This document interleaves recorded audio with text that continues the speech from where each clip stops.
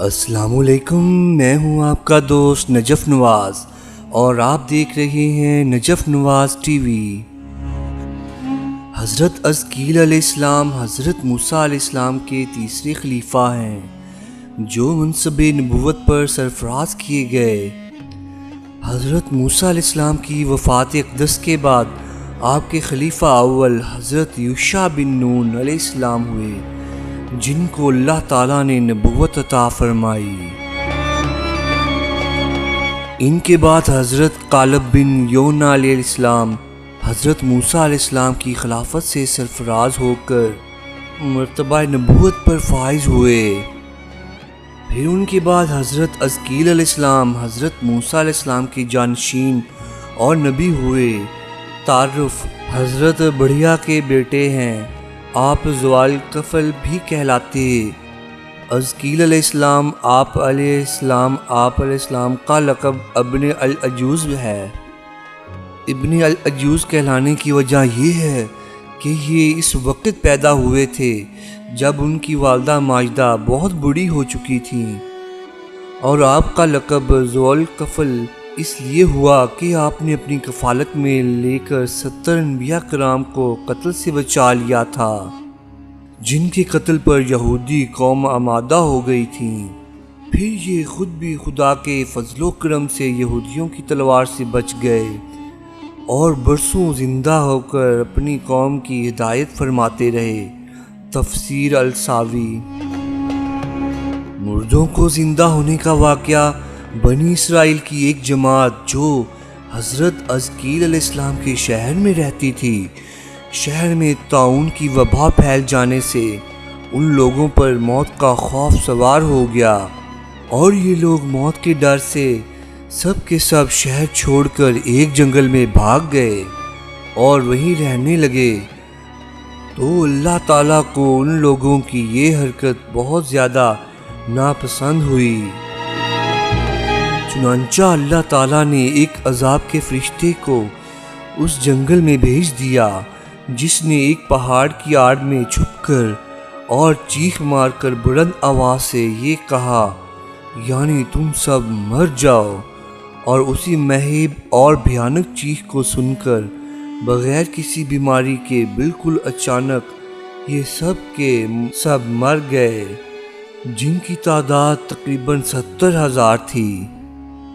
ان مردوں کی تعداد اس قدر زیادہ تھی کہ لوگ ان کے کفن و دفن کا انتظام نہیں کر سکے، اور ان مردوں کی لاشیں کھلے میدان میں بے قرو کفن 8 دن تک پڑی سڑنے لگے، اور بے انتہا تفن اور بدبو سے پورے جنگل کے بلکہ اس کی اطراف میں بھی بدبو پیدا ہو گئی۔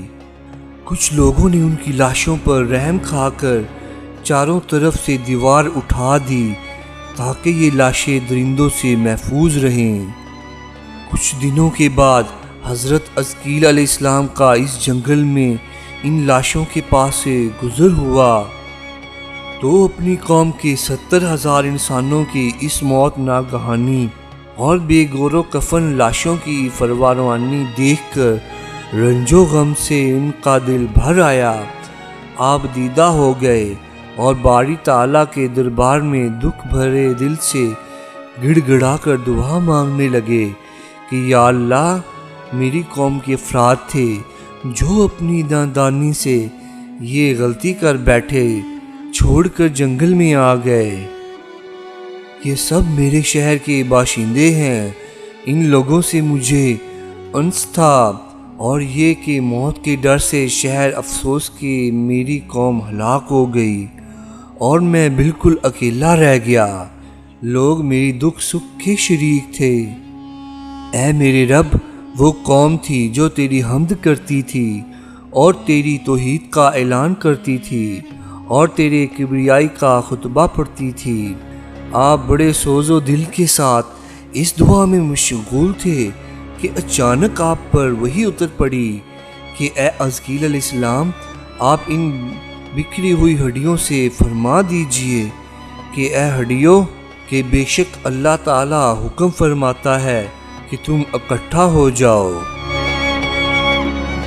یہ سن کر بکھری ہوئی ہڈیوں میں حرکت پیدا ہوئی اور ہر آدمی کی ہڈیاں جمع ہو کر ہڈیوں کے ڈھانچے بن گئے۔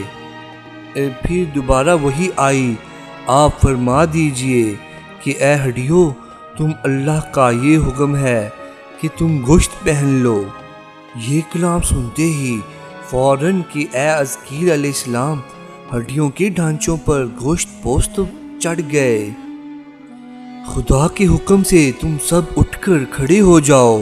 پھر تیسری بار یہ وحی نازل ہوئی، اے عزقیل اب یہ کہہ دو کہ اے مردو، چنانچہ آپ نے یہ فرما دیا تو آپ کی زبان سے یہ جملہ نکلتے ہی 70,000 لاشیں دم زدن میں ناگہاں یہ پڑھتے ہوئے کھڑی ہو گئی کہ پھر یہ سب لوگ جنگل سے روانہ ہو کر اپنے شہر میں آ کر دوبارہ آباد ہو گئے اور اپنی عمروں کی مدت بھر زندہ رہے۔ لیکن ان لوگوں پر اس موت کا اتنا نشان باقی رہ گیا کہ ان کی اولاد کے جسموں سے سڑی ہوئی لاشوں کی بدبو برابر آتی رہی، اور یہ لوگ جو کپڑا بھی پہنتے تھے وہ کفن کی صورت میں ہو جاتا تھا، اور قبر میں جس طرح کفن میلا ہو جاتا تھا ایسا ہی میلا پن ان کے کپڑوں پر نمودار ہو جاتا تھا۔ چنانچہ یہ اثرات آج تک ان یہودیوں میں پائے جاتے ہیں جو ان لوگوں کی نسل سے باقی رہ گئے ہیں۔ تفسیر روح البیان۔ اس واقعے کا قرآن مجید میں ذکر یہ عجیب و غریب واقعہ قرآن مجید کی سورۃ بقرہ میں خداوند اقدس نے اس طرح بیان فرمایا کہ ترجمہ، اے محبوب کیا تم نے نہیں دیکھا تھا کہ انہیں جو اپنے گھروں سے نکلے اور وہ ہزاروں تھے موت کے ڈر سے، تو اللہ نے ان سے فرمایا مر جاؤ، پھر انہیں زندہ فرما دیا۔ بے شک اللہ لوگوں پر فضل کرنے والا ہے، مگر اکثر لوگ ناشکرے ہیں۔ دوستو آخر میں اگر آپ کو میری یہ ویڈیو پسند آئی ہو تو پلیز میرے چینل کو سبسکرائب کر دیں۔ اللہ حافظ۔